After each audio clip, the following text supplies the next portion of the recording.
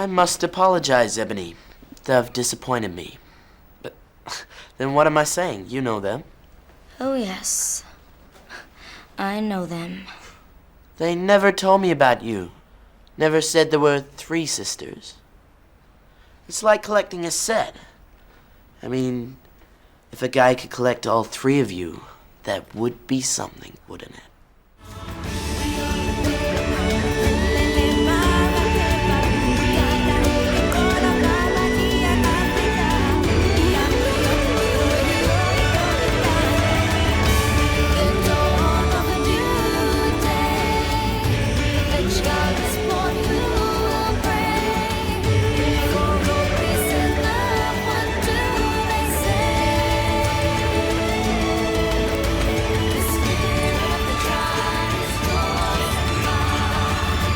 Welcome to Series 4, Episode 10 of Conversation on Eagle Mountain, a podcast about the tribe. I'm your host, Lance, and joining the podcast panel today is Liz. Hello. And Tamsin, Hello. with episode notes done by Matt and myself. So, Series 4, Episode 10. The screenplay was done by Tony Osborne. It was directed by Janet Stubbins, and the episode synopsis was read out by Tamsin. The Technos move into the hotel as an attempt is made on Ebony's life, while CLOE and DEE plot revenge on Ved. I have a question about this episode. Who let Tony and Janet actually do their jobs and give us a good episode? Yeah. Well, similar to what happened with the intro of this one, stuff went on. I'm watching the episode and I'm like, okay, because I'm waiting to be severely disappointed because I had said last episode, wow, this is the first time I'm actually anticipating what's going to happen. I want to see what happens next. Yes, They got me.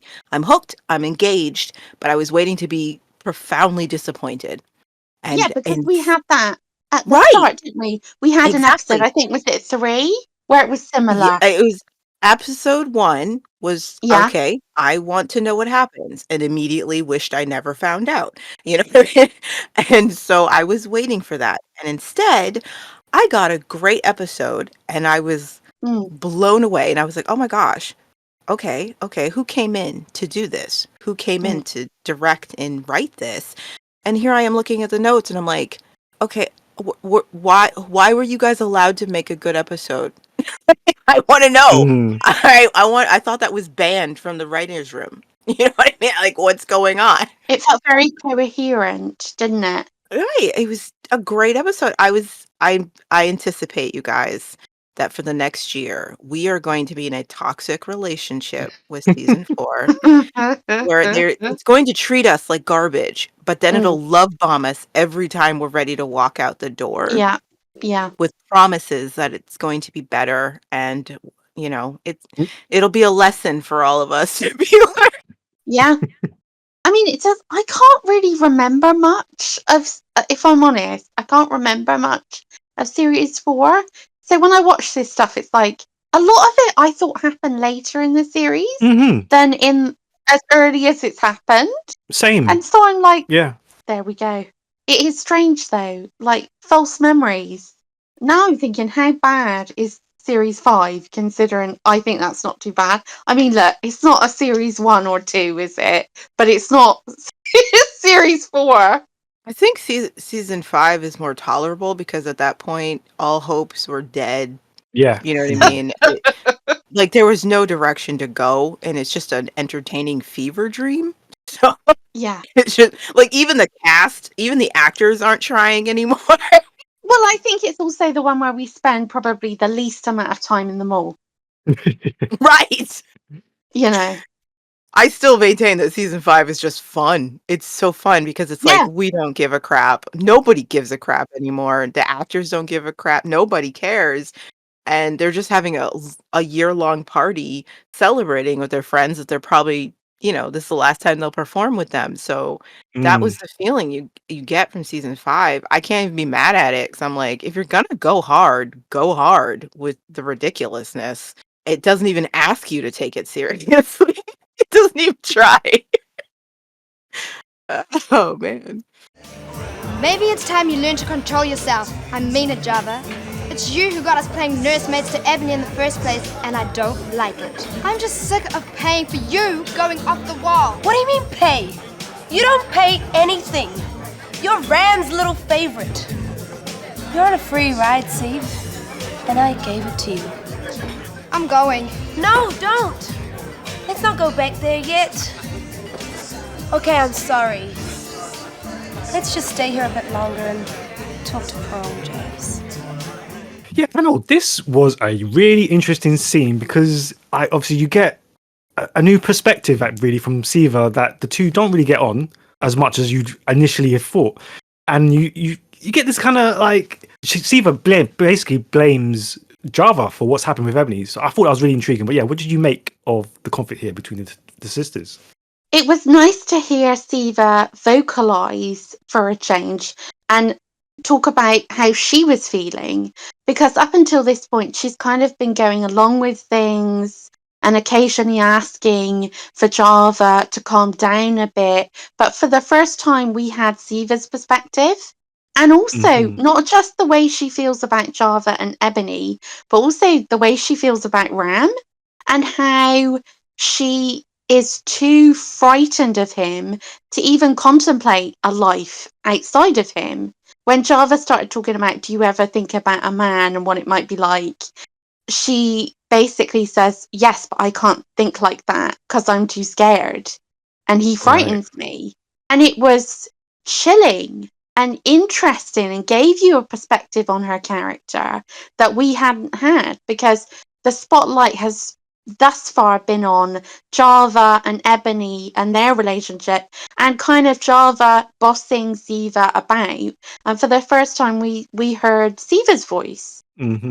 Yeah, I really loved this scene between the girls and what it implies about their relationship to each other, with Ebony and with Ram.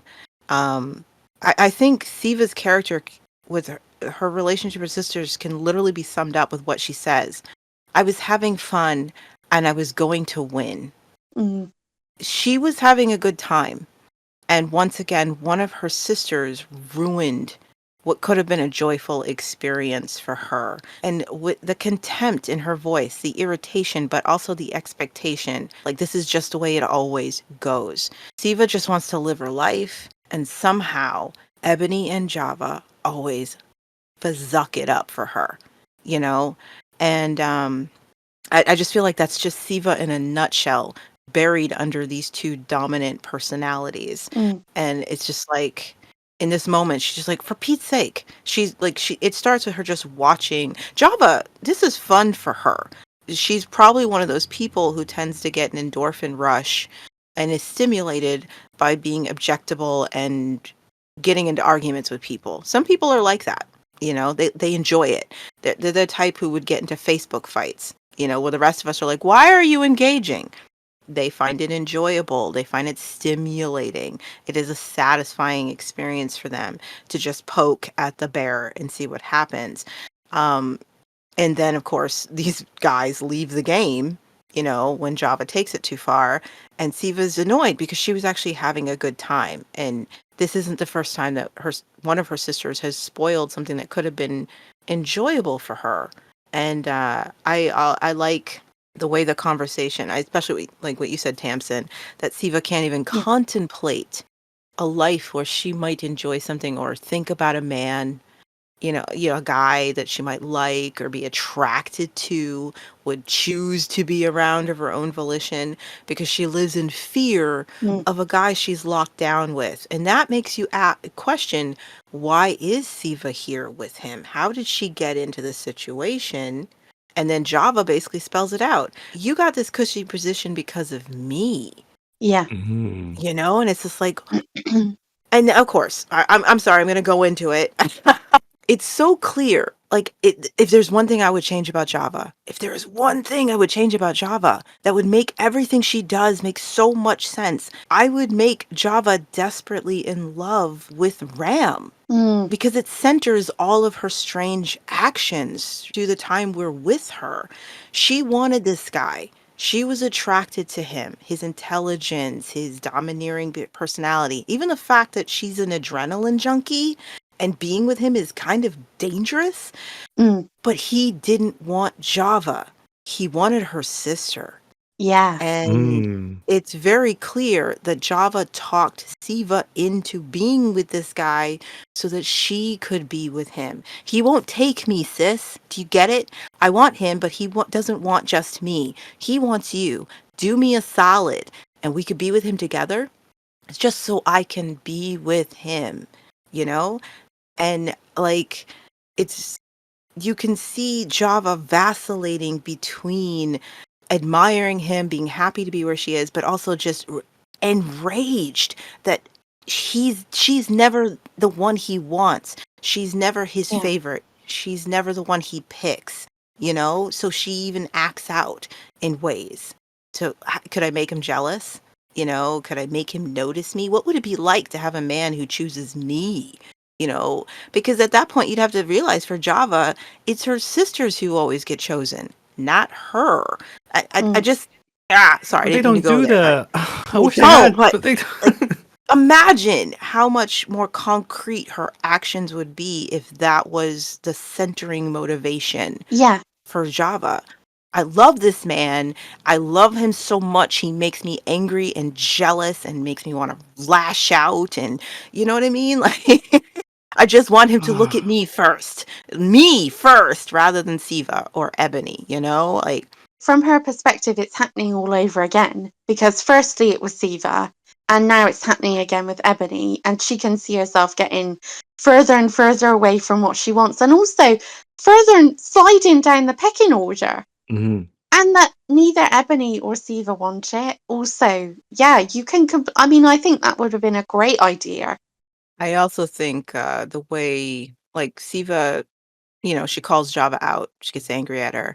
Java at first goes defensive, which is typical. We see Ebony do that all the time. Anytime someone tries to make her take accountability, it's never her fault. But there's something about Java and Siva's relationship where Java has learned to take accountability, even if she's faking it, because Siva is literally all she has. Mm. So she knows when to say, okay, I'm sorry, you're right. I screwed this up. That too speaks to the relationship they've had since childhood, which probably also created that divider between them and Ebony. It's so, like, when you think about the childhood these kids had, I've read a lot of fan fictions and pre-tribes, and I've read some fascinating ones about Ebony and her sisters. What I gathered from them, and I apparently wasn't the only person who felt this, is that they were brought up by some selfish and narcissistic parents Yeah. who probably pitted these girls against each other at a very early age.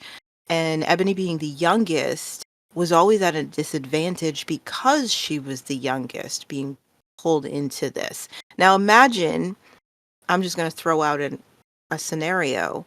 You've got these two people in a toxic relationship who end up with these children, and they each pick one of the children to be their champion. Mm. Now, let's just say Ebony's father was the one who picked her, and their mother picked Java. Yeah. Siva, who didn't have that aggressive energy, wasn't picked by anyone. And their parents are constantly pitting Java and Ebony against each other and using it to one up each other. Like, oh, my favorite child accomplished this. Mm. And that forces the other parent to push their champion of a child to accomplish something else. That puts Ebony on the back foot from a very young age because she's the baby in the family. And she has to work harder, become more conniving, more evil, just to win against her older sister. And imagine how that affects Java, who is being bested by the baby all the time. And then you have Siva, who's in the middle, who knows what it's like to not be picked by anybody. Maybe she did feel more sympathetic to Java Mm. because Java knew what it was like to lose. Ebony clearly didn't ever experience that growing up because she had to fight so hard and ferociously to be a winner at her disadvantage, you know? Why she probably goes to killing every time as her first choice. And so I'm like, this scene with Java and Siva, I think it says so much. And at the same time, you understand why they're still a team. Yeah. Because the one thing they had in common is that Ebony always won somehow because she wasn't afraid of the low blows. You know what I mean? And Java and Siva actually know what it's like to be a disappointment and lose. And so Java is willing to say she's sorry, and Siva is willing to accept an apology and give her another chance. It's such a brilliant scene. There's so much to extrapolate from it, and I'm gonna stop. I'm sorry. Even if you look at it, you also see that it's your typical middle child syndrome as well that's going on with Siva. Mm. And I think what you said with the oldest child Java, the youngest child Ebony, I mean, it very much reminds me of like Downton Abbey. I'm not sure if you've ever seen that, but the relationship between the three sisters in that. So you've got the oldest Mary, you've got the middle child Sybil, and you've got you've got the middle child Edith, and then you've got the youngest one, Sybil. And Sybil kind of plays peacemaker between the other two sisters. And Siva is essentially in that position. She's the peacemaker between them. And like you said, she's the one who I think is the only one who authentically probably sees them for what they are. Maybe even they don't see themselves for what they are because they show parts of themselves to her that they wouldn't show to other people. So, like Java apologizing. I can't see her apologizing to many other people, yet she does it to Siva. And there are instances later on with Ebony, and you think she probably knows them better than they know themselves. Yeah, I can agree with that. But the dynamic is dynamicing between them.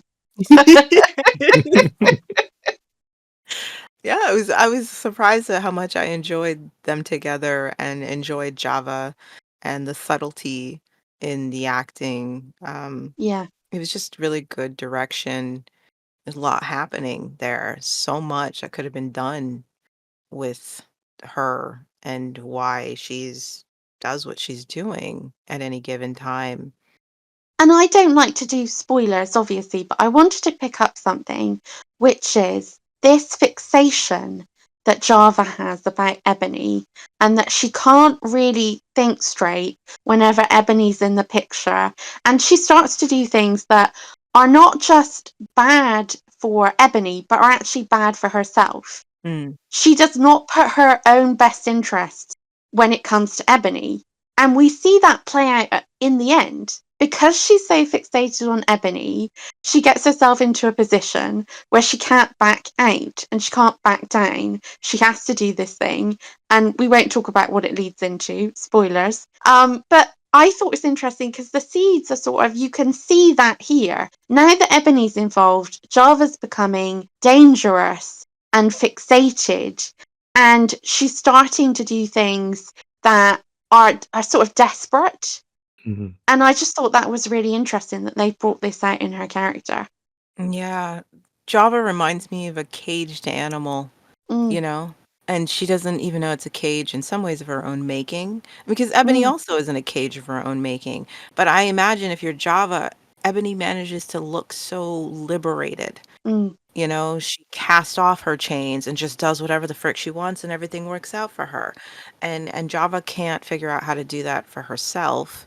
And it's just it's this boiling fury, you know, obviously coming to the city and finding her little sister brought up so much trauma for Java.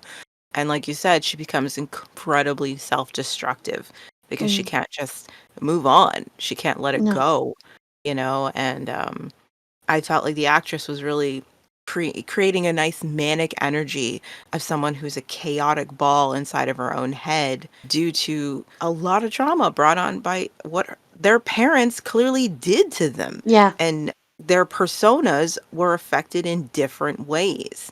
And, you know, like I said, Siva, she's the least combative of the three of them. She is messed up in her own ways, you know, due to what their parents did to her. But Ebony seems almost the most free from what her parents did to her. You know what I mean? Maybe it's because she's psychotic. That could be part of it. But so she's just like, whatever. But Java is still caged. She's still in the Mm, prison of what their parents made and did to these kids, and I thought she really projected that energy in this yeah. conversation, this desperation in what she's saying to Siva. I just think it's a really good scene. Really good scene. It would be interesting though to think, could Java actually ever be happy? Is it Right. that she says Ebony is my obstacle, but the minute she got rid of Ebony, do you think she would actually be happy, or do you think that there's something so intrinsically damaged about her that Ebony is just the totem that she uses to say this is the reason why everything I have is ruined. You come in, you ruin everything. Whereas in fact, often it's her own spiraling behavior that ruins everything for her.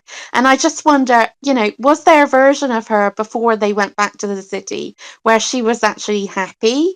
Or is she even capable of that? I don't know, No. but I think that's a really good question. I think she's a lot like Ebony in that way. I don't think they ever truly will be happy. Mm. I have a feeling that if Java had succeeded, spoilers, 20-year-old show, right? Okay. Spoilers. I think if Java had succeeded in finally eliminating the symbol of all of her resentment and anger and trauma, no, she might have had a couple of days, maybe a few weeks, where she felt, oh, But then Danny would have turned up. who? But yeah, I think she would find herself in the same spiral that Ebony always does. You know what I Mm. mean? Like, now she focused so much energy on blaming Ebony for Mm. everything, Yeah. and she's never been able to actually, take the time. Again, she's still basically a child. Her frontal lobe is not developed to look internally. Um, she's only half self-aware, Mm. and yeah, I don't think she'd be happy even if she'd managed to eliminate what she thinks is the source of all of the evil of her life. She, she might be happy for like a little while, maybe a few hours. Java would be like, yes, it's great.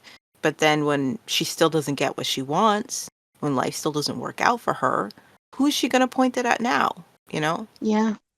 Poor old Siva. Because it'd By definitely then, be her. fortunately, Siva had escaped the cycle. She was like, I'm out.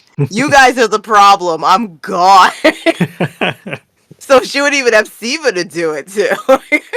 So, do we think that essentially, you know how Ebony feels about Amber? Do we think that Ebony is Java's Amber potentially? Yeah, I think that's perfect. I really Interesting. do. Because look, like think about it. Ebony first she made Trudy that character. Yeah. She comes to this new school and she immediately targeted Trudy as the epitome of everything that was in her way. Yeah. Trudy hadn't done anything except exist.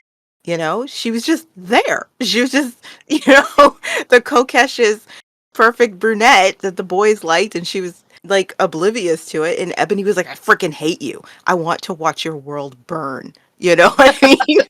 And it's like, even with Trudy out of the way, even when Trudy was not a threat to the things Ebony wanted, who did she didn't have Trudy anymore. She had to turn it on somebody else. It became Amber. You know what I mean? So yeah, the same thing would have happened to Java. If she got rid of Ebony, she would have just had to make someone else the totem, because Mm. otherwise she'd have to look inward, and their parents clearly didn't teach them how to do that.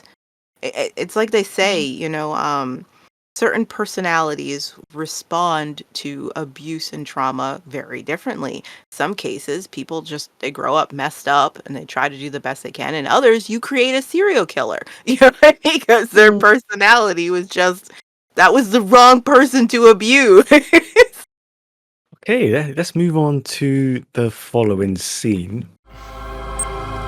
This isn't a game, Java. There's still time. Go. Ebony and Ram are directly below us. Let it blow and they're gone. both of them in one fell swoop. That leaves me and you, Jay. So yeah, panel, what did you make of the increasing dissension in the Technos ranks, Ram's wish to collect the set in relation to Ebony, Java and Siva, and yeah, learning here Java's willingness to let Ram die in the crossfire of her vendetta against Ebony? Dare I say, we got a scene with actual tension and stake. The dissension in the techno ranks is something that I really enjoy because they don't feel like a tribe. They do feel like people that work together in an office. Mm-hmm. You know, you don't get the sense that there's any sort of camaraderie. They're constantly jockeying for position. And the way that Ram kind of speaks to them, like when he threatens to strip that one naked and just leave it out in the wilderness. And yeah, it's not a tribe. It's just a group of people who work together.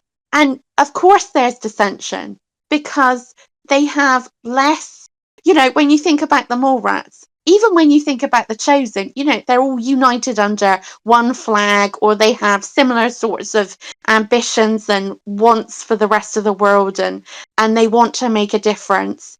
But the Technos are the sorts of people who, you get the feeling that with Ram wanting to collect the set of sisters, he's also probably collected people that he thinks will be useful to him down the line. And so this is more of a collection of people that are useful to Ram than are actually a sort of a group who want to make a difference in the world, are all aligned under the same flag. I think that's really interesting because we've not seen that before. Yeah, I hate it. I hate admitting that I agree with you. Oh, why? I do. I was like, wow, this makes the Technos so intriguing because they aren't under the same flag. Yeah. You know, it really does imply all the reasons that Ram recruited different members, but it's not because any of them believe in the same thing. No. It's likely they had a skill that Ram Mm. was like, hey, I can exploit this and I'll make you feel special because you have the skill. And yeah, I was like, that is actually really interesting because we haven't actually, I mean, believe it or not, oh God, I can't believe it. Okay, I'm gonna say it. The Technos at this point, at least in this episode, are the closest to a tribe that is like the Mallrats. Yeah, I think you're. Mm. Yeah. Like the Mallrats are one of the few tribes, well, basically the only tribe actually, that was ever featured in the show that may have been under the same roof. They may have worn the same symbol, Yeah. but the whole point was their individualism. Mm. And every other tribe we've ever been introduced to, from their uniforms to their personalities, basically having to fall in line with whatever their leader wanted. Mm. And of course, that culminated with the Chosen. They were literally a hive mind. But every other tribe was very similar in that, very close to that thought. It was the leader who dictated the tribe and their personality and their viewpoint and everything. The Technos really aren't united that way at all. They're far more like the Mallrats in the sense that they all have their own individual reasons for being there, but their own viewpoints, their own reasons for being there, their own objectives as to what they want to accomplish. And yeah, the dissent between them, it makes them very interesting. Yeah. And it makes sense. I mean, I think the sad thing about the Technos is because we don't get enough information about where they've actually come from or what was going on in the past. So something that'd be interesting to know is, what was the situation? How did they form? Was it like we have kind of guessed, in bunkers with like military kids and scientist kids, and then Ram sort of emerged from that? Or potentially could there have been a leadership struggle and Ram sort of emerged from that? And it's interesting, we're gonna see a sort of splintering later on of leadership and potential leaders coming to the fore. And they are interesting because they do not have clear alliances. They're here. They're the sort of kids that are a bit like, I mean, if we think about Jack and Dal, if they hadn't ended up in the mall, I could easily have seen them end up as Technos. Yeah. And they're the sort of people that would be overlooked by other tribes that are maybe looking for like brawn over brains. And I think the interesting thing with the Technos is they've got the brains and then they've got the brawn as well. They've got Jay and the sort of bully boy who run around and like they have the masks and that on. So yeah. It says something about Ram. I mean, aside from the fact that he's super creepy, but it does say something that it speaks to his intelligence, that he, in the same way the Guardian was able to tap into your vulnerabilities and figure out the best way to break you and promise something better. Ram Mm, is very good at sweet talking these useful people, useful to him, keep in mind, mm, and convincing them to use that usefulness in his service and promising that they'll get what they want out of it, you know? Because, I mean, they couldn't make it more obvious that Jay doesn't kind of want to be here, but he is. You know what I mean? mm. So it's like, and obviously later we'll find out all the things that Ram promised him, but it's so different compared to what his brother wanted, or what Java wanted, or what Siva wanted, or any Techno wanted. You know, later we meet Mega. None of them wanted the same thing, but Ram was able to convince them all to get under the same flag. Like that's clever. That takes a lot of brain power to get all of these free thinking people. Because that's the thing. The Technos are free thinking people. Yeah, the Yeah. ones that we don't know with the Mm. masks, they're just background characters. But every single Techno we've met by name is a free thinking person. And Ram was still able to convince them that he would get them what they wanted if they were in service to him. Mm. Like, wow, Ram, that makes you quite formidable in this world. And it's even more impressive when you realise that he is so dependent on these people, Hmm. physically dependent. Mm. And I wonder if that's what the difference is. Because he has had to be physically dependent on people for such a long time. Like he even says in that point to Ved, you can prepare me for bed, right? And he's so physically dependent on people that they actually have to prepare him to go to bed. That might be taking off his clothes, or we don't know to what level, okay? But so he is so vulnerable. Perhaps that is why he's managed to gain this skill, because he's had to get into people's heads and he's kind of had to tell them what they wanted to hear, because that was the chink that allowed him in, that got them to do what he wanted them to do, or got them to listen to him the first time, and then got inside their heads, because that's what he's very good at, getting inside people's heads. And I'm going to mention this because I've mentioned this on our chat, but I'm going to say it for the listeners, is I thought it's really interesting, this scene when he pats Jay on the bum after saying that we're all going to be much closer. And it's that sort of, he is really, I mean, I know the Guardian is interesting. You kind of knew what you were getting with the Guardian, but with Ram, you're never quite sure what you're going to get. And he weirdly reminds me of those sort of podcasters, you know, the right-wing podcasters you get. I'm not going to name any names, but I think we all know the ones that are probably popping up into our heads at the moment. And they sound reasonable, but when you cut through the rhetoric, what they're saying is actually like abhorrent. And I could see Ram, that could be a career for him, I feel. He's very good at that. He'll wear one face which is neutral, he'll wear one face which is funny, and then he'll take it off and there's this like horrible person behind it. And you never quite know what you're gonna get. And you see a lot of the people when they're moving in, they're so they're on tenterhooks the entire time around him, and they don't want to make a mistake or break anything. And it's really interesting because he's such a mercurial villain. Yeah. Oh, so he's a grifter. Yeah. I I I this is another scene I really liked. It spoke to his creepiness and just everything that is Ram. If nothing else, you're gonna be intrigued by Ram. Mm. It doesn't hurt that Tom is having the time of his life. Yeah, he's brilliant. He's loving this. He is like, I get to tap into, my type B personality. That's awesome. Like he really enjoys maybe a little too much because Ram is unhinged. And I think Yeah. I love you used Mercurial. thank you. My mouth doesn't want to work. But I think that that's the perfect word because he goes from playful Yeah. to dead serious and deadly to playful again to lighthearted to it's very unsettling to be around somebody like that. That you would be on eggshells. You really never know what reaction you're going to get from him. There are times in future that we'll see where the characters are anticipating Ram being very angry and then he laughs instead. He's amused instead, he's very unpredictable and quite frightening. It's a different kind of scary Yeah. antagonist.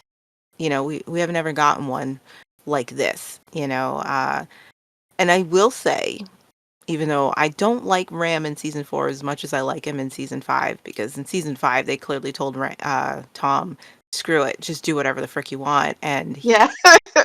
he wheels off. He was But I will say that as an antagonist in season 4, that there was a fearful energy to Ram that we hadn't Mm. seen in any of our villains before. Because again, you're not used to seeing your villains who are having a fun. Like he's truly a sadist. He's having Yeah. fun just messing with people.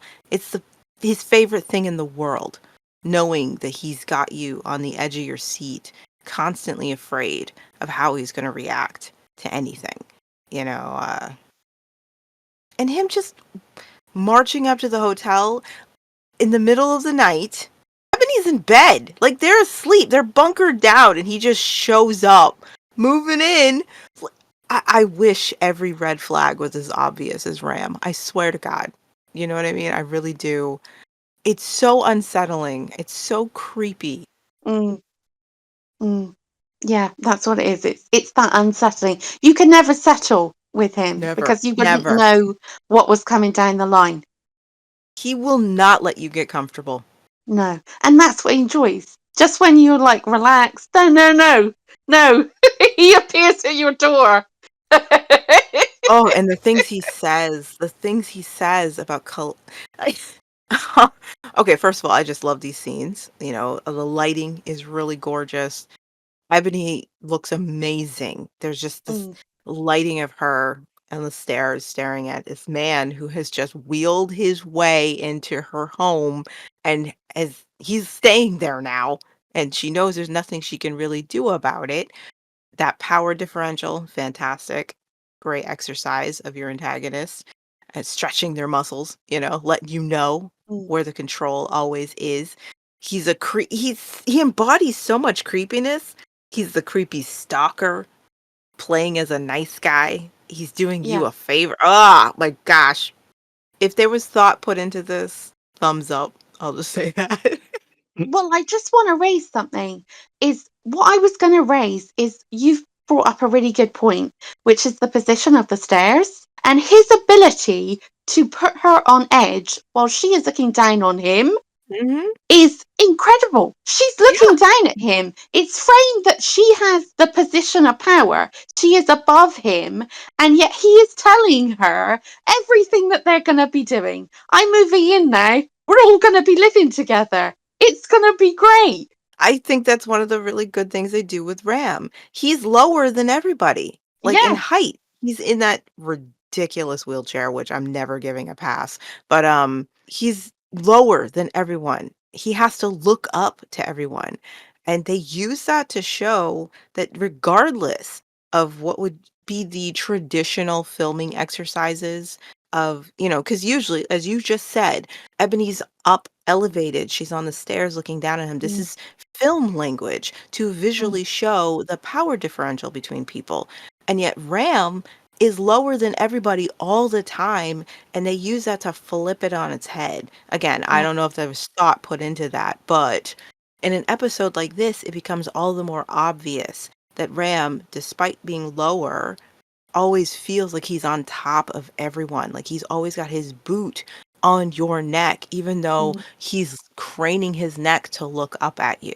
mm. Yeah, it's brilliant. It is. I think we need to throw the missed opportunity button out for this episode. Imagine if all of season 4 had this kind of Oh, thoughtfulness and can you direction. imagine? Oh my god, it would have been a new golden age. It would. It really would. Especially since the dross that was the end of season 3. You'd have come into this and it'd been like, wow, a warm bath, you know, where everything's like perfect. As for Java, being willing to let Ram and Ebony die, again, there's a manic energy to her in that Mm, scene that again, I just really liked. It was a scene with actual tension. It was well acted. Jay so focused. Again, it's very cohesive with who he is as a person, his mm, need for control and focused on whatever his job is and his end goal and to do it right. Um, because at this point we don't know anything about Jay. And and her, even though Java's literally saying, why don't we just let it go? Boom. I like the danger. She still clings to his arm.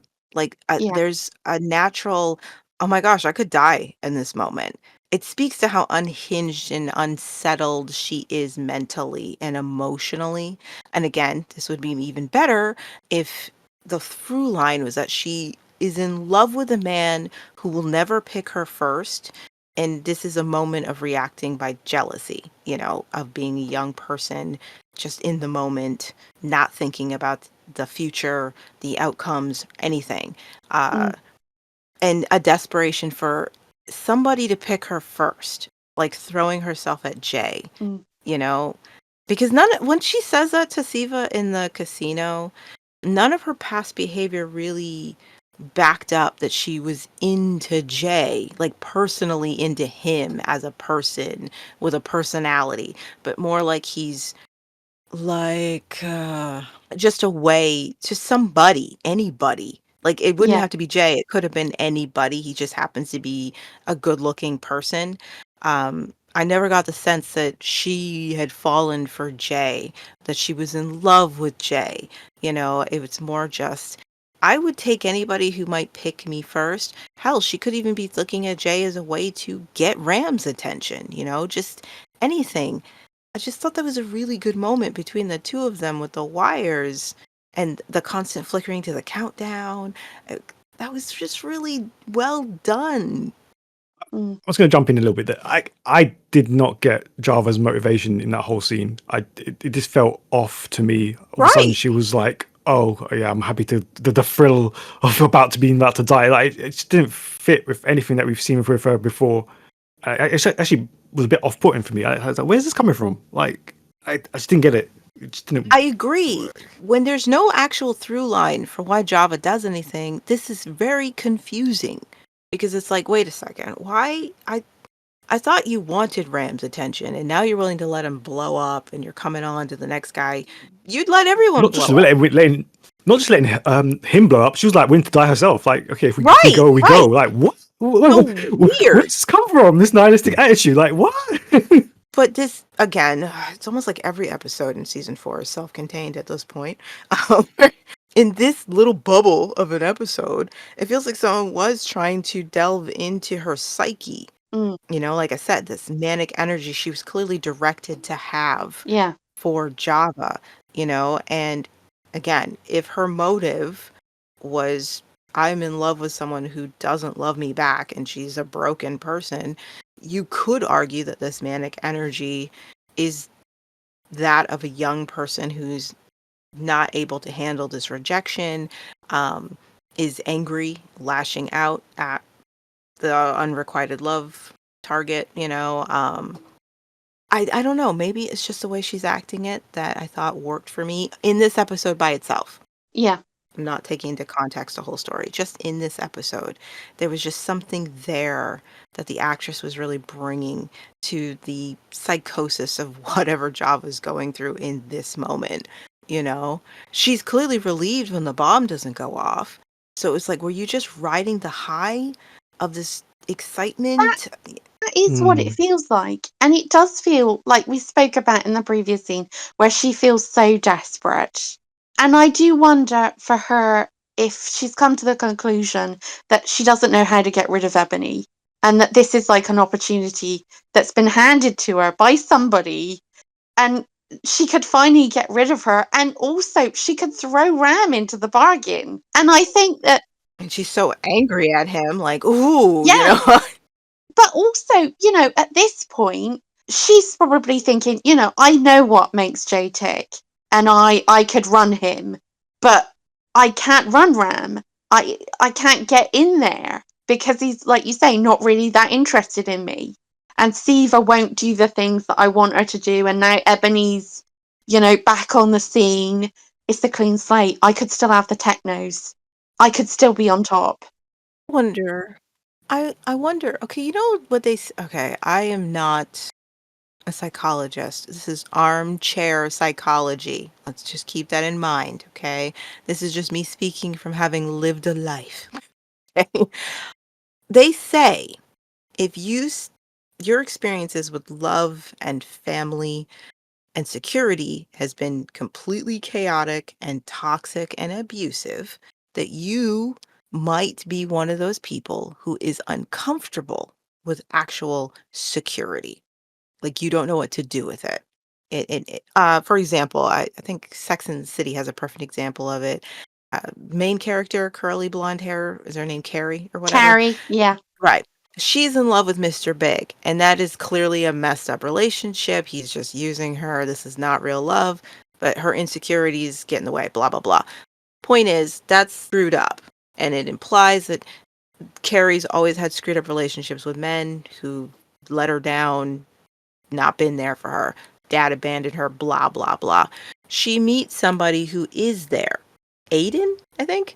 He's Yeah. secure, he's supportive, he's loving, he's a healthy partner.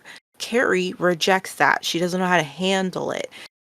I wonder if Java is going through something similar, like because her childhood was so messed up that she can't actually navigate normality in any way, like like mentally or emotionally, because it would be uncomfortable.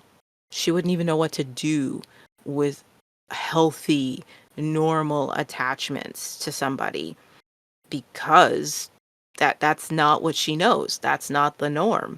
So everything, if it's not going to 11, she doesn't know how to deal with it at all. Mm. I just wonder if there's something to that. It's definitely something, as we said, there's definitely something self-destructive going on with her. And this is just a symptom of that. And her ability, I would say, to think things through. Yeah. Because where is Siva? That's what I was going to say. Because we know where Ebony and Ram are. But wasn't Siva supposed to be guarding Ebony, or did she go off to her room? Because where's Siva? And has Java even thought of that? Yeah, that's the No, thing. She's everyone can blow up. Everybody. Because that's the thing. Yeah. They're implying that if this thing goes off, everybody in the hotel could go with it, Mm, you know? And she's just like, I don't care at this moment, you know? This yeah. toxic attachment is all I know. I swear, you guys, I'm going to listen to this later and cry because I can't keep a thought straight in my head. I'm no, so sorry. no, it's all coming clear. It's just like Yeah. it's just the wish the show had delved into this. Like if it doesn't give us this motivation really for her. Yeah, because all we're getting is self-destruction with no real motivation behind it. And we're There's trying the to make vague sense of idea, it. yeah, that she can't cope with Ebony being around, and the way that Ram is now focused on Ebony and the position that she's now going to be in. But my goodness, that doesn't mean press the button I want to blow up. That is a hell of a leap, really, isn't it? Yeah. Yeah, in weird way, it actually kind of makes sense.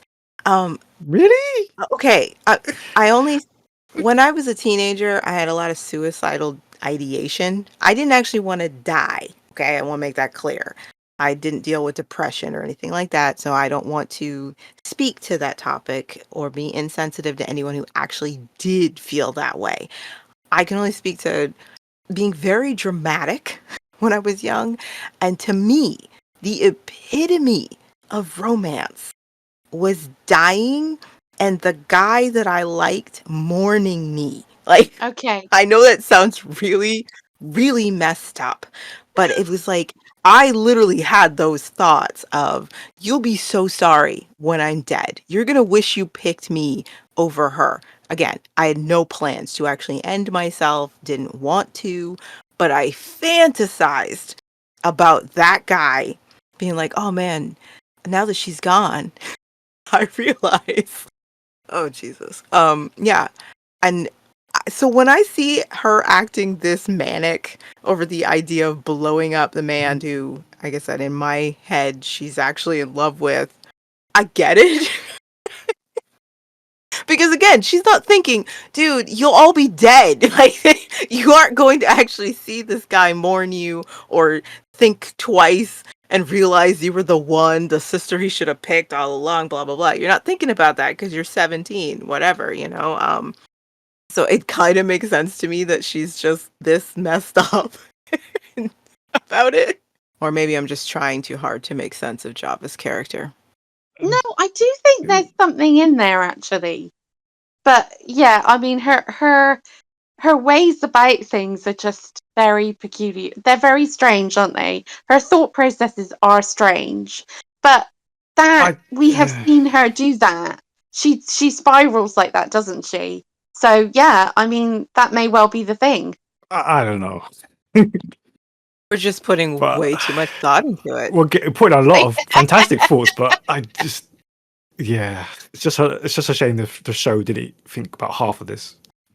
But- See, if this was just a bad episode, we wouldn't. We wouldn't. We would just be calling it out for how dumb it is. But it's actually a good episode. Somebody was Yeah. thinking during this episode, and you can feel it. Mm. And that's why you're like, oh, but I feel like, you know. Because there's some great material here. It's just, yeah, just self-contained. Yeah, just in this episode. Oh. But yeah, let's move on to the Morats. So Celine reflects on Pride's earlier words and can't find him when she heads to his room. Later, Mouse and Charlie, whose names are finally revealed, disturb Pride's clothes in his room in an attempt to bring him and Celine together, reading to the viewer that he has a key to the hotel. Yeah, what did you make of this kind of suspicion being thrown on Pride? And like, did you enjoy it? Just say, after I watched this episode, I tried to think about what was it in season 3 that really grind my gears, and I found it so difficult to go through. Like, if I hadn't been talking to you guys about it, I wouldn't have watched it again. And it was Pride. Pride was my problem, because I have to say, I just can't stand his character. I hate Pride. And I hate the way he explodes into these bouts of like uncontrolled anger. Mm. I hate the way he speaks to people. And of course you're going to think he's suspicious. Look at the way he's acting. Listen to the words that are coming out of his mouth. If you want to think, who do we think set the bomb? I mean, he did it. It was him. That's what you meant to think because of the way he's acting. And I can't stand Pride. I'm sorry. I'm sorry, Pride fans. All 3 or 4 of you. You know,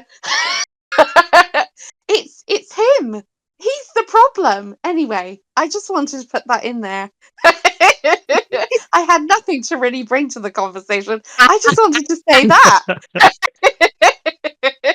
And something you guys raised ages ago, which was in bending over backwards to make Bray the most obvious choice for Amber, they destroyed Pride. Mm-hmm.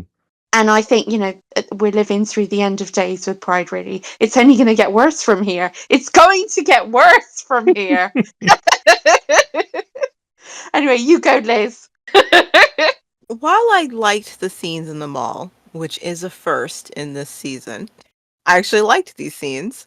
There's something quiet and subtle. They're well lit and well shot.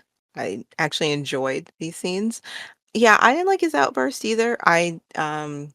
They're trying so hard to make him the red herring, you know what I mean? Like, that's the whole point. Yeah. Uh, and I do feel it could have used a little bit more subtlety. It's not that Pride isn't prone to outbursts that come out of nowhere. He's done this before, where Mm. he's the center of calm, his facade, or maybe that's just what he wants to be. He's striving to be that person, and then his real him comes out. That this anger, this burst of anger flies out, and you're like, "Where the frick did that come from? Why are you screaming at everybody at the breakfast table?" It could have it could have used another rewrite, because it did feel like I just remember being like, "Okay, what the frick was that, Pride?" Because even the kids, everybody's looking at him like, "What?" I love that nobody even commented on it. That's how funny that was. It was so out of place that nobody had anything to say after he leaves the table. They weren't even concerned about it. But I I'm trying to like some of this because again, I actually enjoyed what was done in the mall. And I actually don't mind Pride being the red herring. I actually enjoyed the suspicious trail of who could have done this. And I think if I were a young audience member, I would be clinging on tenterhooks, like, oh my gosh, could Pride be the one who did it? Like these are easy clues to follow, you know? Especially since the culprit's literally hiding in plain sight and is the calmest person in the room. I actually think that's not bad, not badly done. But yeah, it's a little too obvious that they're trying to point that Pride was the one who did it. And is lacking some subtlety there, and but otherwise, I actually liked everything else. I was going to say it's so unsubtle that I actually forgot the person who did do it, and I started to think it was Pride, even though I Yeah, knew it wasn't. Same. right. Like absolutely same. Because it was like over the head. Like They're trying a little too hard to make him the red herring that it is jarring because it's like, "What the frick is with this guy?" Where is he? And also, when you find out later that spoilers, he didn't try to blow up Ebony, you start to have to ask yourself, well, what was his motivation for not just telling Celine where he frickin' was? Do you think she disapproved that you were meeting with other people who aren't happy about the Technos? Why is that such a big secret? Remember the rule. If a character is keeping a secret so dark that they act out, the secret needs to be worth it. It has Mhm. to be worth that behavior. So finding out that Danny's father made the virus was worth it. It made sense that Danny was the Yeah. way she was. Like, oh, okay, I get it. Nobody has a better excuse than Danny for being horrible, right? I'm just saying, like, I get it, girl. I completely understand now. So, with Pride acting out this way and being so secretive and lashing out, it's got to be a good secret, especially if there's a good reason. There's got to be a good reason he doesn't just tell Celine when she asks, "Where were you?" That doesn't just tell her, "Oh, I was meeting with some of the tribal leaders." Like, and when you find out that that's all he was doing, you're like, "No, this doesn't work. There isn't any real good reason." Celine and he have literally already talked about not being on board with cooperating with the Technos, suspecting Ebony made a deal with them. There's no good reason for him not to just tell her, I was just talking to other tribal leaders, I'm just getting a feel for the ground or whatever. He doesn't have to tell her the details, but there's no reason for him to keep that a secret. So at the end of the day, this red herring stuff doesn't really pan out. It doesn't really work. And it just seems silly that Pride's behaving the way he is. Mm. He's kind of acting like me when just before I get my period, where everything is like I'm just smashing bowls down and be like, "Don't speak to me." I feel it. I feel it. Especially with the dropping of the key clothes. Even though I will agree, I Oh actually yeah. like how we get there. I actually thought that was good storytelling to how we get to the kids in his clothes and the key falling out. That was all good. That felt natural. It felt organic to the conversations these characters were having with each other, to what the children decide to do. That all worked. But I felt like the key, again, lacked subtlety. When have we ever seen a key being used for the hotel? Like, Hmm. I mean, I've been here since day Yeah. one. Since Ebony took over the hotel, we've never had to deal with keys, to get into that place. It just lacked a subtlety. I think something less obvious that could only be found at the hotel and that falling out of his shirt might have worked better as a storytelling element. But a key was just like, we've never seen anybody. I don't know. It just felt a little too on the nose. Especially since later it's like he never even needed a key into the hotel. He wasn't trying, anyway, it just doesn't work overall. But again, this is all just so they can make him the red herring, and they go so far into it that it kind of oversteps. It's like a bit with Java's motivation. Right. If you press on the glass too hard, then the whole thing falls in on itself. So you've just kind of got to think not too deeply about it. Right.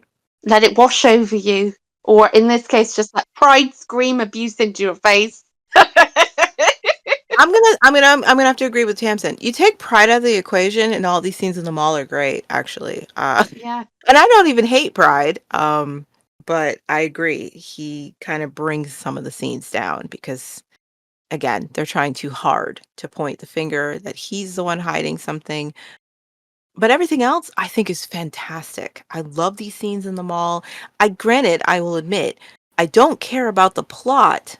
I just really enjoyed characters having genuine, organic conversations with each other. Yeah. I really enjoyed the natural flow of the conversations leading to, like, the conversations are moving the plot without being obvious that they're moving the plot. I really enjoyed that. Oh man, that took me back. That was just masterfully done. And the way they're reacting to each other, the way they're talking to each other. For the first time in a while, I enjoyed being in the mall with Yeah, I agree. the 3 mall rats that are left. You know what I mean? Like, I thought these were done really well. And again, they're shot really well. The lighting is the lighting in this episode is impeccable. It's beautiful. And yeah, but I did acknowledge while watching it. I don't care about the plot. I just like seeing these guys actually talk to each other and sound human and normal and react to each other like real people. Yeah. I also think it helps as well that the mole rats that we have left, like Ellie, Celine, and Lex, were never that close to begin with. So they have that vibe of people who, it sort of reminds me of when I was at university, and you live in halls and you become friends, really close friends with some people. And then other people, you just see them in the kitchen and you just like chat about like what's going on in lectures and stuff like that. Did you see that thing the other day? And then there are some people that, for whatever reason, they're never around. You never speak to them. And with these 3, that's kind of the vibe that you're getting. Like, they all know each other, but they're not very close. But they do talk to each other, which I think is it's interesting, and it's a different dynamic that we're getting. Yeah. I mean, they have to talk to each other because that's all they got. That's all there's in the mall. I mean, basically, yeah. But she's right about the energy. That's how it feels. And again, that's kind of a callback to the first season.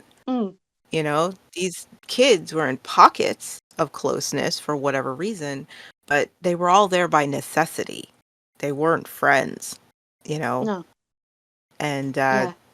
there's something about that kind of, it creates an energy that makes you invested in listening to them talk to each other. And again, there was just the subtlety of moving the plot forward without being obvious that they were moving the plot forward.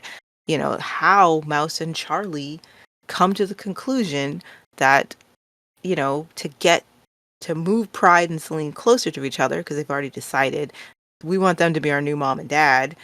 And again, they didn't feel the need to say that that's what the kids wanted. They decided to show us that's what the kids wanted. It was just really nice organic flow. You don't even notice that all of these mindless conversations were moving the plot forward. Yeah. It's very And well done. Right, I appreciated that subtlety because I guarantee that if you're someone who just watches the tribe mindlessly, you would completely miss the key Mm. because you weren't paying attention. It forces you to pay attention to what's happening, you know? And I just appreciate that. And I really love, in hindsight, when we find out who actually tried to blow up Ebony. That the person who's trying to blow up Ebony is sitting there cool as a cucumber, Let's not get completely into that because unbothered. I kind of love that so much in hindsight. uh, I kind of love it. There's something about that, knowing when you look at that scene, this is somebody who the night before left a bomb. And this morning, even I don't know if she's gotten the news that it didn't work out. She's totally cool with the fact that she could have killed a lot of people. She's okay with it. yeah, don't worry, we'll get to that because yeah, got a lot of thoughts about that. Oh, baby. Ah, Oh, sweetheart. She is masking so hard. but yeah, let's finish off the Pride and Celine stuff because Pride later apologizes to Celine for his outburst. She tells him she'd understand if he wanted to go back to his tribe, but inspired by Amber's philosophy, he has renewed motivation to fight. I couldn't help it. I just screamed. I'm sorry. It's understandable. I'm so sorry. Keep going. He has renewed motivation to fight for the city's future. There was something Amber said to me once. I didn't understand why she wanted to stay here, and she said, I think the future's worth fighting for. You reminded me of it yesterday. Me? Well, you said, it's up to us to make the future certain. I wonder what future the Technos have in mind. Well, I've made up my mind, Celine. I'm not going back. The fight for the future's here. And besides, who else would feed the Morats? You, Yeah. not you. Because he's doing such a great job of it. But yeah, what did you make of this final conclusion? Nobody Yeah. deserves pride. I want to be Celine. fair. Okay, you go. I want to be fair. I want to be fair. I do. I want to be fair. We don't want you to be fair. We want you to be honest.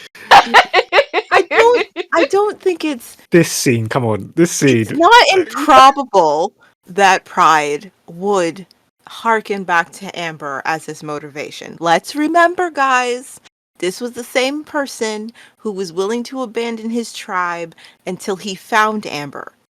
Okay? He was gonna leave the Gaians because they couldn't get their together. And he found her, he brought her back, and then she pulled his tribe together. She gave it meaning and direction and order, and he invested in her. He basically bulldozed his way into an engagement with her, even though she just wasn't that into him. You know, I don't think that it's improbable for that guy to be like, you know, something you said made me think of her. All right. But like, I'm sorry, Pride. When Bray decided to go back and lead the Mallrats after he thought Amber was dead, I bought it. I bought that he was everything he did in season 2 is because he was literally trying to live up to the ghost of the woman he loved so that her death wasn't in vain. I bought it. Every stupid thing he did, it worked because he was desperately in love with her. They built up that relationship for a year. Pride, I don't know how real your relationship with Amber was. At this point, it was probably in your head because the show can't decide what your relationship with Amber was. And not to mention, this is going to start this annoying trend of men being inspired by Amber after knowing her for 30 seconds. And that's what leads them down the path they're going to do because there's just something, the integrity of Amber, you know? It came off as cheesy. I'm sorry. And Celine deserved better. I'm sorry. He could have just said what you said inspired me that you know what, this is what we need to do.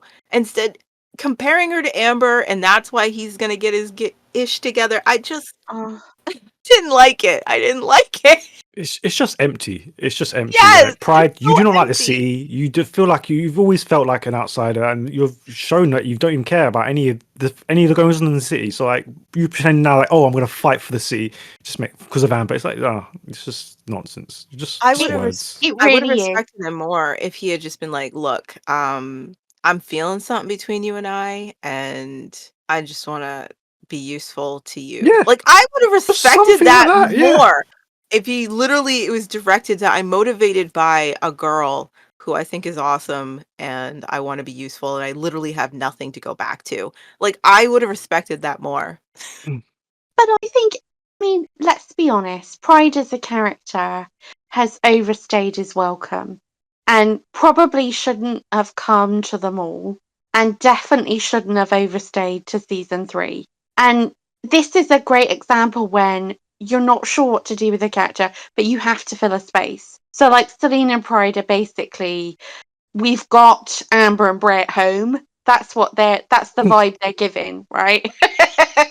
Their own brand, Amber and Bray. And we have to have two characters that kind of fill that space, and that's what we have to have. And we've just got these two characters, they'll do that for us. But it just feels, like, why is he there? Like, as Liz correctly said, as you said, why is he still hanging around the city? Why hasn't he gone back to his own tribe? Has he not slightly a bit worried that the Technos have kind of swept in? Is he not concerned that what they could have done with the Gaians or the Ecos, whatever they call themselves? Like, he hasn't thought about that at all. It's just, oh, well, they'll be in the bush somewhere and they'll be hiding, they'll be fine. But, he hasn't gone and checked on them or anything. I mean, this is the biggest problem with the tribe. It's never knows when to let a character go and come back. You know what I mean? Yeah. Like, let them go for a bit and they can come back later. But like, it's never had that cut-off mentality. Like, you need to let some characters go. Let them be free, and then they can come back at a later point. But yeah, that's completely what I think. Don't let them overstay their welcome, which is what is happening. They're overstaying their welcome. There is no more material for him. And even when, look, crazy, but if Amber had come back and suddenly her and Pride, it looks like they're going to get together or something, that would have at least been something. But as it is, it's not even that. He's just going to be a sort of Bray placeholder until eventually whatever happens. Jay's built up enough. Like, he's not even filling that role anymore. It's like, why is he here? Yeah, but the frustrating thing is it's squeezing other characters out. Like Lex. Lex is getting squeezed out by Pride because there's no material for Lex to do, right? There's nothing for him. And and it's the focus is on, and it's just, oh my God. And I hate this Celine Pride relationship. At the time, I actually kind of liked it, but I think I've completely misremembered what it was. And now seeing it again, you think, no, I'm not a Celine fan, and I'm not a Celine apologist. Do I feel sorry for her? Yes. Do I think the way she treated Ryan was right? No. Do I think Ryan should have listened to her about the baby? Yes. But nobody deserves Pride. Nobody deserves this.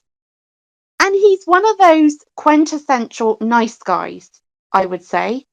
Like when they talk about like Ross Geller being a nice guy. Oh. He is a great example of that. Oh, did you compare him to Ross? Ouch! I did, but come on, the comparison is there. It writes itself. You're not wrong. It does. It does. And I was just saying that Celine doesn't deserve this. No, she doesn't. Nobody does. Now, he says he doesn't want to go back because he wants to stay in the city and fight for what Amber wanted. But do we really think he can't go back? They don't want him. They took a vote and it was leave. It doesn't even make sense that he hasn't even gone back. Like, even just go back for a couple of weeks. Go back, check on your tribe. Even make sure he doesn't even know that they're all right. You know what I mean? Like, yeah. just let him go for a bit, and then you can bring him back. But we're stuck with him, I'm afraid. Oh gosh. Well, eventually he will go. Eventually. Okay, so after sourcing a mysterious packet, Dee sets up a meeting with Ved and Chloe at the casino, where, in revenge for his comments on Chloe's childishness, they drug him and dress him up as a baby, and he's witnessed by the entire patronage of the casino. So yeah, what did you make of the plan and the outcome, panel? Couldn't have happened to a better person. This is my lane of petty revenge. I am all for petty revenge, and this was right up my alley. I loved it. Very fitting. I mean, I don't think there's anything else you can add, really. It couldn't have happened to a nicer person, and it didn't. It happened to Ved. I will say, however, I do like the fact that Dee and Chloe, even though they've come up with this plan, they still look like they've fallen into the bargain bin. You know? What are they wearing? These are not seduction outfits. Dee's outfit is atrocious, sorry. It is. I loved it. I loved your hair. I remember looking, I was like, oh my gosh, actually, because I usually hate what Dee's wearing. You know what I mean? But I actually loved this. They do Dee dirty. No, this was... I loved it. I loved it, you guys. It was the hair, and was it the choker, and then the... No, it just... There was a lot going on. There was a lot going on. So much going on. Everything was going on. Hey, Maggie, this is my denim and lace, okay? But oh my gosh. Yeah. I loved it. She looked But it still reminded you, though, that they were still, like, young girls, even because look at the way they're dressed. They've come up with this plan, but still. There was something so ridiculously tribal about what they were wearing that I loved it, especially Dee. It really did.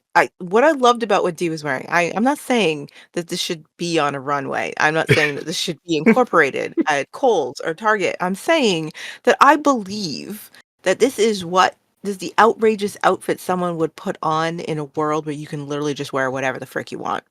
And in fact, there was something about it that made me feel Zandra. I'm not saying Zandra always looked good. Don't get me wrong. Zandra I was going to say, take her name out of your mouth. I know. I was going to say, Liz. That's why I have the disclaimer. Zandra knew what she was doing. But at the same time, Zandra was wearing whatever she wanted to be wearing in this world with nothing to stop her. And that's what most of the kids were doing. Zandra just had style, as Lex said. She had style.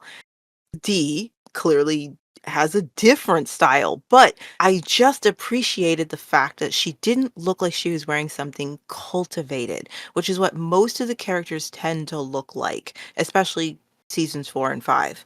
They look less like I'm wearing whatever's literally available to me, and I or I'm having something styled for me. Yes, costume even design when characters versus like even though the characters will look good, it doesn't feel like this is all that was available. Yeah. Something about Dee's outfit just feels so authentic to end of the world aesthetic. You know what I mean? Like it's ridiculous. Well, they're chaotic. They're chaotic. Right. There's It's no so cohesion. chaotic. Yeah. But it really does feel like this is what I was able to put together. And I love it. You know, personally. I'd also say it fits in with their age group as well. I mean, they are young girls and they would think this looked good. So that reminds you that they are children still, which I think sometimes gets forgotten by the writers. Or maybe I feel nostalgic for it with the shorts and the colorful tights. I had an outfit when I was 13. I had these green shorts and these purple tights that I wore all the time. I swore I looked so good, you guys. I loved that. Oh, and I had these 80s boots, these little white with holes in them 80s boots that I would wear with it. And it was a blue and green striped shirt. Nothing matched. I want to make that clear. Nothing I was wearing matched. But damn, did I feel good in that outfit. And when I looked at Dee, I was like, yup. I felt it in my soul. I was like, that is somebody who's literally just at Goodwill pulling out things and being like, I love this item and I don't care if they go together. It's hideous, but it was hideous in an authentic way, I guess. I don't know. Maybe it was just Dee. Maybe I like Dee that much that I forgive what the frick she put on. I'll admit it. I'll admit it. I'm biased. Yeah. Yeah, this is another scene I really like. I like the idea that of all the people who should have been connecting with Chloe, should have understood what was going on with Chloe, or should at least have cared about what was going on with Chloe, it was Dee, a stranger who knows nothing about this girl, but clocked in right away that there was something beneath the hostility and cared enough to get involved. I like that she was like, okay, let's do something about it. You know, you see Chloe seem genuinely responding for the first time, um, since basically even Casey disappeared. I feel like that's when she completely went downhill, is after the Technos took Casey. And Yeah. I really love the idea of Chloe and Dee undressing an unconscious Ved in the casino and putting a diaper on him. And everybody just watched this happen. They were so happy to see this happen because they hate the Technos, hate them waltzing into the casino, throwing their weight around, and just let it happen. That's messed up. That you have to think about that. They got him naked to put him in a diaper that they made. They made a makeshift diaper for this 14-year-old boy, got him naked and into the diaper. That's brilliant. That is Yeah. that is great revenge. You're not coming Mm. back from that revenge. Yeah, and it's also the sort of revenge that what can Ved actually do without exposing himself again? Right. That's how great this plan was. Like, Yeah. It's great. It's absolutely perfect. It's just the right kind of petty revenge. They don't do him any actual harm. In fact, they don't do any more harm to him than he did to Chloe. Emotional hurt, humiliation. That's it. That's all it is. It was smart revenge. You know, they can't Yeah. be punished for this. Can't even be proven they did anything to him. All he remembers is that Chloe was the last girl he was talking to. He has no idea if she's even responsible for this. Like, well done, ladies. Chloe would not have come up with this herself, not at where her headspace is. And it was like, bravo, Dee. You know, this was all Dee's idea. And again, more information about Dee that I love exactly. having. I loved it. I thought it was great. I like the scene in the casino. Chloe, she's commanding everything. And I love how uncomfortable Ved looks because, again, he's too afraid to be vulnerable with a girl that he thinks is pretty and he enjoyed kissing. So he's just trying to play it real cool and stoic. He's really trying to be Jay in this moment, trying real hard. Like, I'm unaffected by everything, you know? And I love it. Very fun. It's nice as well that they're widening the connections that Dee has, because obviously she's got that connection with Ebony and with Lex, but it's nice that we're seeing this playful side with Chloe. Yeah. And kudos to Dan Weeks for being so good-natured for doing this. Because again, he was also a teenaged boy who had to be there clad in a diaper and a pacifier on camera. I don't know how many 15-year-olds would be willing to do that. So, kudos, Dan. I like it. That leads us to our final thoughts of the episode. Thought about what you asked. And? The investigation's yours. But you'd better make it fast, Ebony, or we'll take over. Personally. Well, how long have I got? 24 hours, starting from now. 24! Take it or leave it.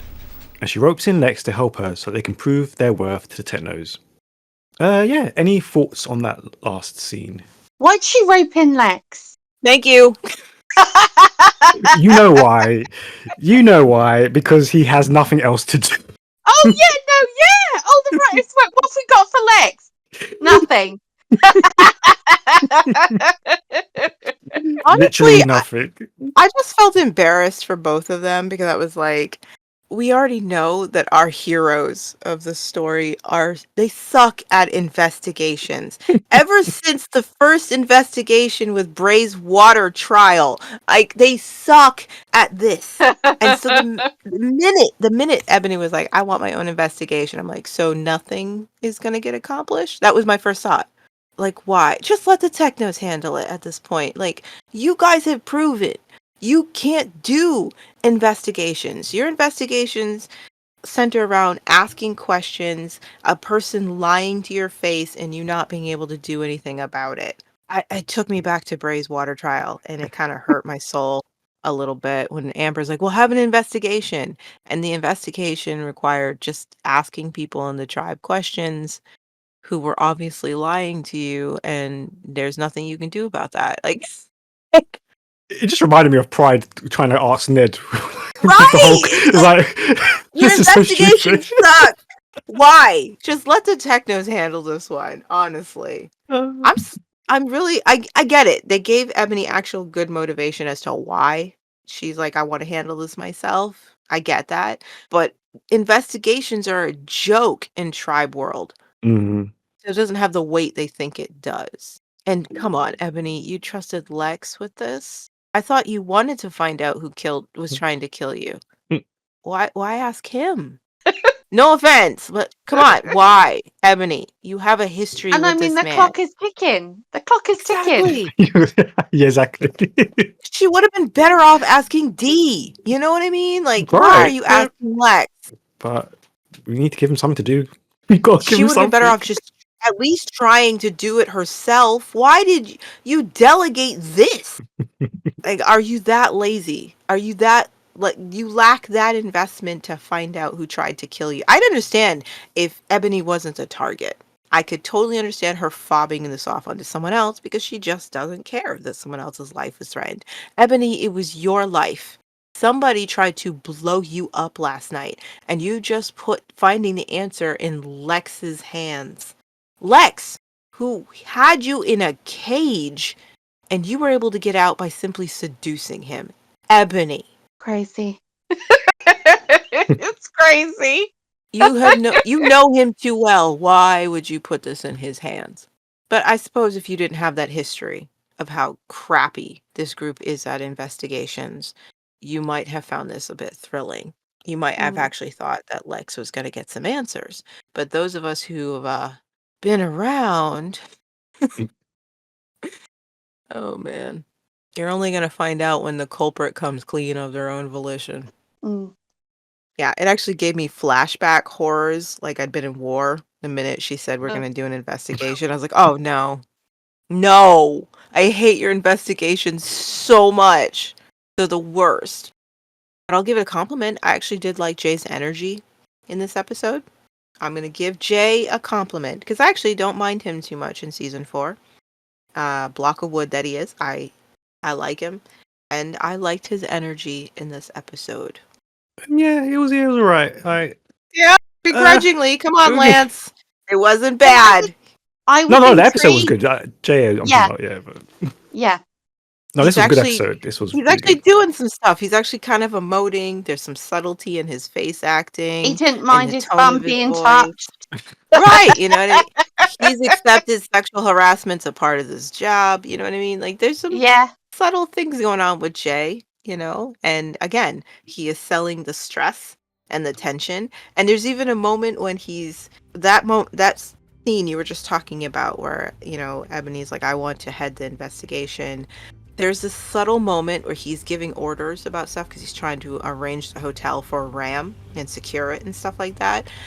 She walks up behind him and his expression has a slight break, almost like a sun shower, already showing that his attraction to her, his draw to her. That's just a nice little piece of acting that I appreciated before he, you know, straightens up his expression again, you know. Liked it. And he clearly was doing her a solid. He could have easily told her, nope, no, you don't get to head the investigation.